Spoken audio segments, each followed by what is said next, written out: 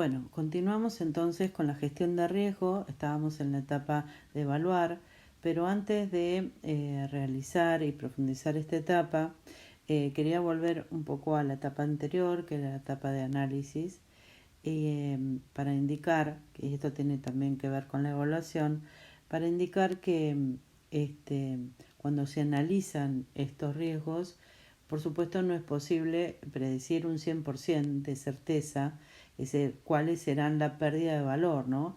Existe siempre un nivel de incertidumbre, que ese nivel en el análisis de los riesgos depende también del tipo de fenómeno que se esté analizando y también de la información disponible sobre esa ocurrencia. Por eso también las fuentes de información a nosotros nos dan datos para conocer,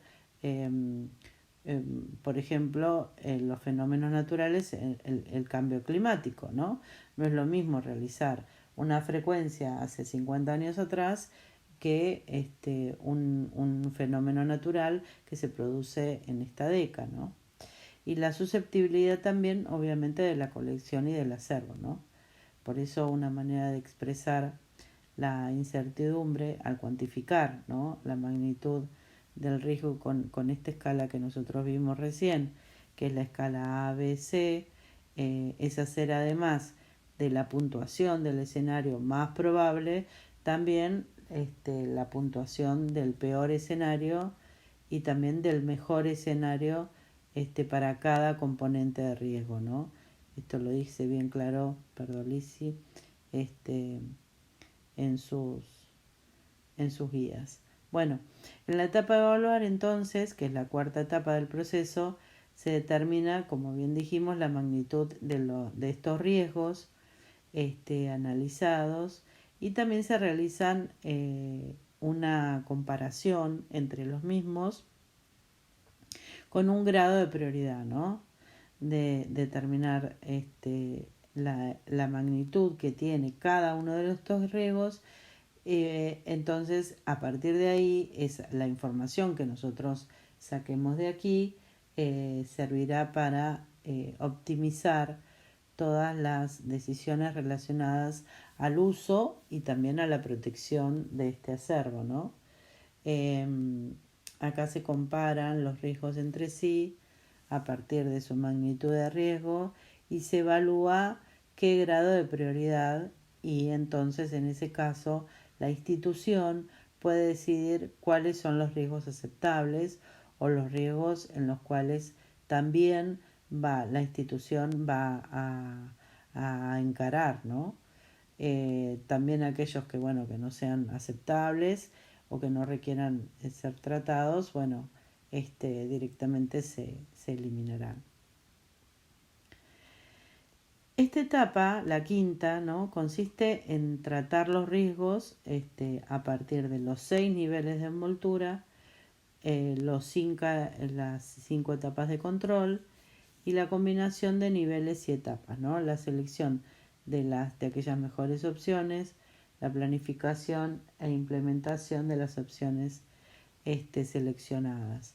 Cuando nosotros hablamos de los niveles de envoltura, ¿no?, estamos hablando específicamente de cómo tratar. Vamos a ir a los niveles de envoltura. Estamos hablando de los 6 niveles de envoltura que nosotros identificamos en esta etapa, ¿no? En donde habíamos visto no solo ver la pieza y su entorno inmediato, sino ir viendo como esas cáscaras de cebolla, cuanto más capas nosotros conozcamos desde la región hasta el soporte, mediante esos niveles, más posibilidades tenemos de conocer los daños o las pérdidas de valor de nuestro acervo, ¿no? Pero volviendo a las 5 etapas de control, que incluyen tanto acciones preventivas como reactivas para reducir estos riesgos a las piezas, a la colección, y estas se pueden organizar en la etapa de evitar, bloquear, detectar, responder y recuperar.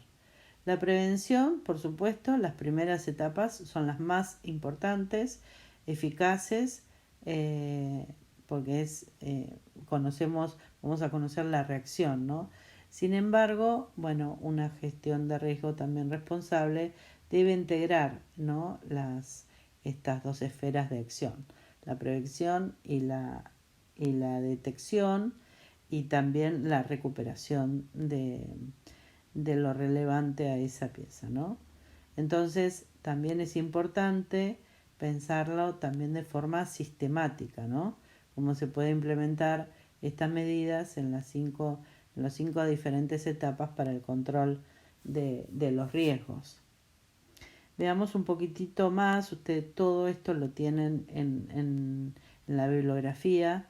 Acá solamente le damos un pantallazo. Pero evitar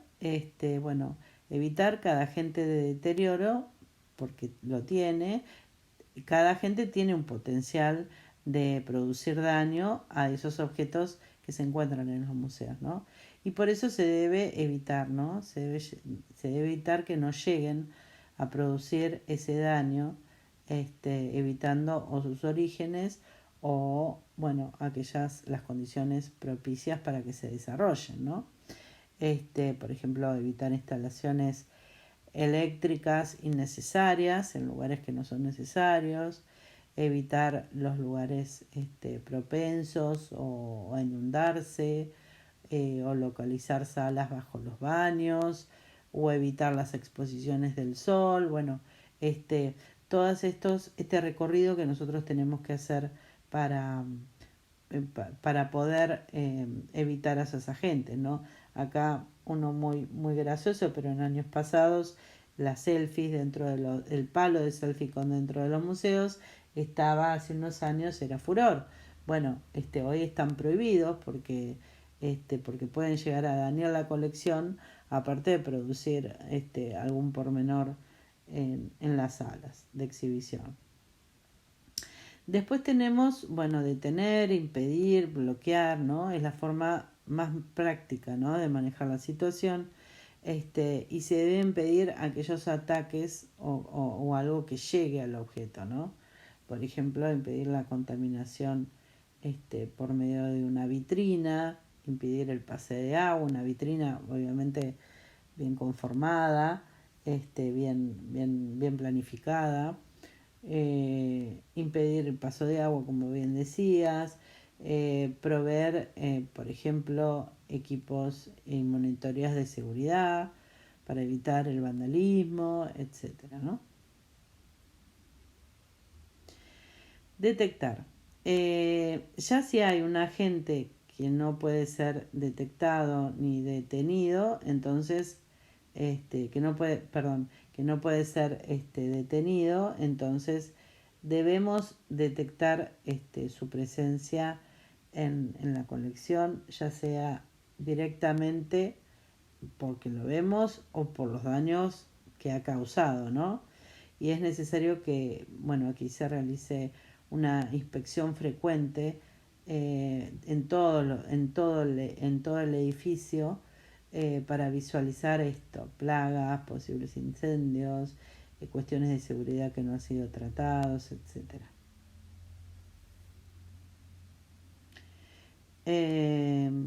Esto es detectar, perdón.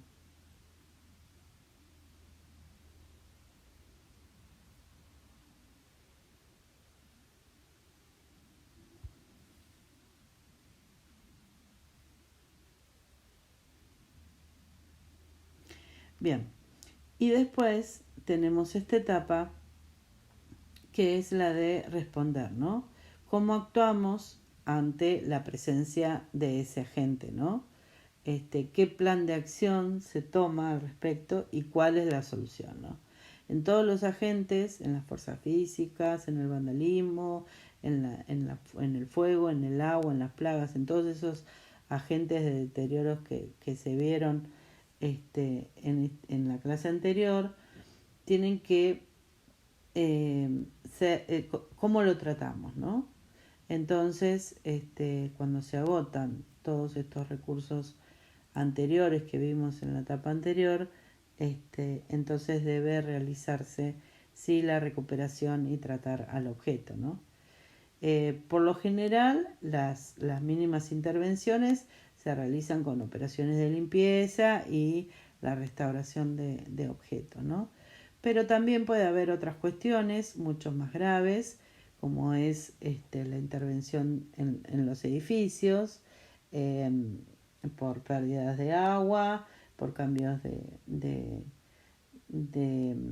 de caños, por renovaciones de sistemas, ¿no? Sistemas que ya no funcionan, sistemas de aire, sistemas de control de temperatura. Entonces, estas cuestiones, cuando se tratan en dimensiones mucho más grandes, también es más problemático en el caso de los edificios, bueno, por pertenecer a un edificio de patrimonio histórico, en donde hay que pasar por otros circuitos administrativos y legales como para poder realizarlos, ¿no? Esto estamos entonces en esta etapa. Entonces, en estos 6 niveles de envoltura que tiene que ver con la identificación, como vimos recién en la otra etapa, en la etapa 2, el tratamiento de estos riesgos, y lo que se busca es reducir la ocurrencia o el impacto de cada riesgo en nuestra colección. Por último está monitorear y revisar todos estos ciclos, ¿no? Las medidas implementadas para evaluar si su aplicación contribuyó a bloquear los riesgos que habían sido detectados en las primeras etapas. Es importante la realización de una revisión periódica del desempeño de las medidas de control que se han puesto en marcha para ser implementadas. La verdad que la gestión de riesgo es un proceso continuo. Es necesario también repetir el proceso de evaluación de forma periódica para garantizar su efectividad, ¿no?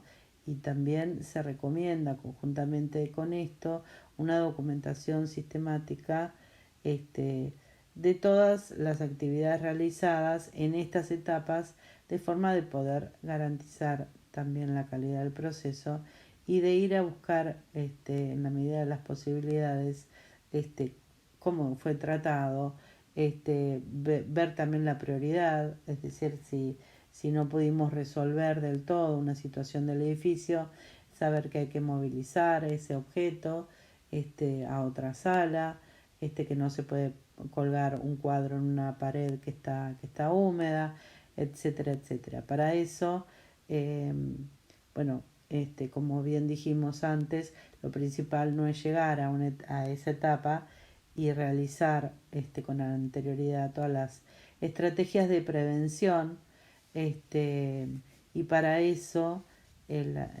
consiste también en la planificación e implementación de todas las medidas para poder llevar a cabo toda esta gestión, ¿no? También el plan de incluir también un calendario bastante realista con aquellos momentos previstos en lo cual se va a implementar cada una de esas medidas y el tiempo necesario para hacerlo, ¿no? Bueno, aquí terminamos. Después vamos a dejarle algunas anotaciones para realizar en la guía.